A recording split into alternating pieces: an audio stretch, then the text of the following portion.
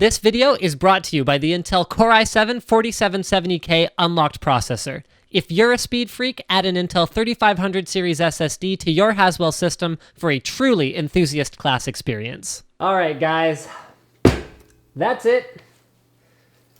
Corsair listened to everything that everything that I thought was wrong with the original K60. This, my friends, is the K70 in one of its configurations.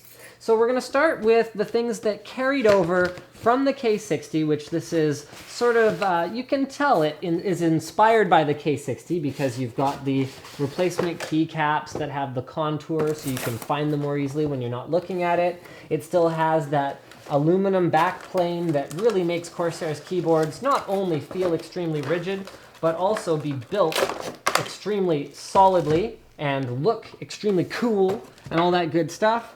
And sort of here's those keycaps that come with it. There we go.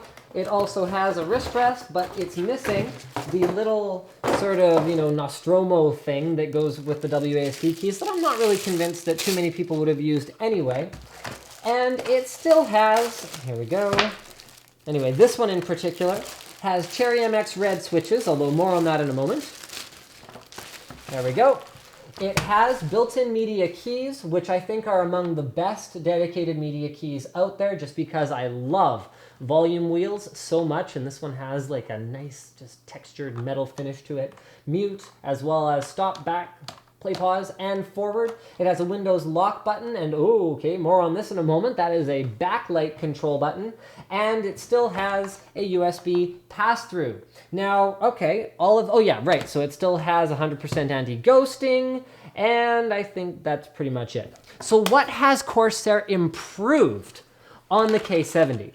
Number one, all mechanical keys. F1 to F12, and these keys over here no longer have any rubber dome key switches. So the keyboard is fully mechanical now. Also, check this out, guys. It is available with a backlight. So we've got a red backlit one right over here.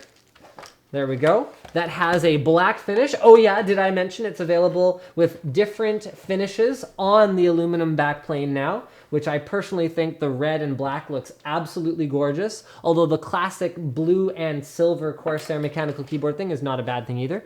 Not only that, but it is available with a variety of key switches now. So you are no longer limited to Cherry MX Red. Now the ones that I have here in front of me, you can always tell the key switches in use by simply popping them off. If they're cherry keys, then they are going to be color-coded, the type of key switch that they happen to be. I'm just going to go ahead and show you guys the blue version here.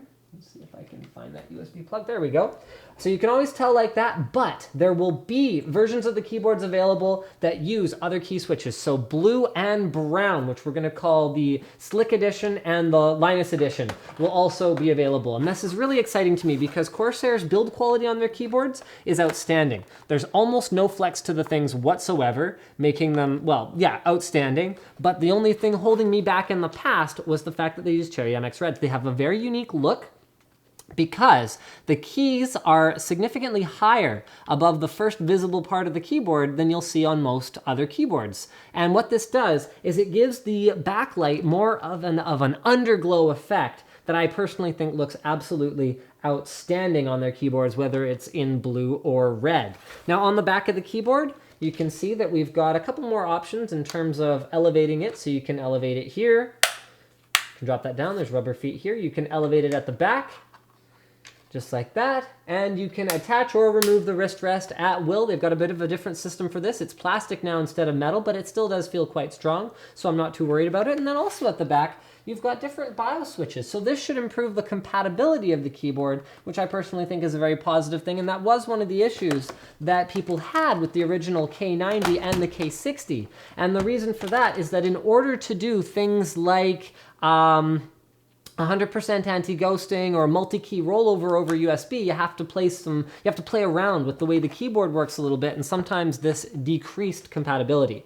Now with the K70, Corsair has managed to enable 100% anti-ghosting, and N key rollover, meaning you can roll over as many keys as you want, which is very, very cool, but they've implemented that BIOS switch in order to improve compatibility. They've also changed some textures, so you can see the spacebar has a bit of a textured feel to it now that looks quite different from the older one, and they have added, of course, new replacement keycaps. So I'm gonna switch over to our red one here and show you guys that one instead. I'm just gonna swap that USB plug, there we go.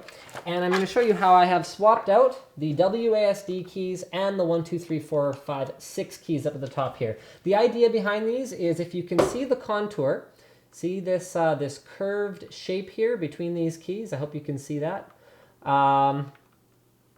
If you see the contour, the idea is you should be able to find your way back to WASD and to the 1, 2, 3, 4, 5, 6 keys without looking more easily. Now, the ones on the K60 had a very rubber feel to them, a rubber finish to them that I personally didn't find that appealing, but these are more of a hard plastic. There you go. And they're much more similar feeling to the rest of the keys on the keyboard, so you can still rely on the shape to find them, but you don't have to deal with the fact that they have a bit of a different texture to them, which I personally found a little bit obnoxious. And I didn't really want to use that feature. Now, last but not least, this is the coup de grace of this particular keyboard. It has off, low, medium, and high backlight levels.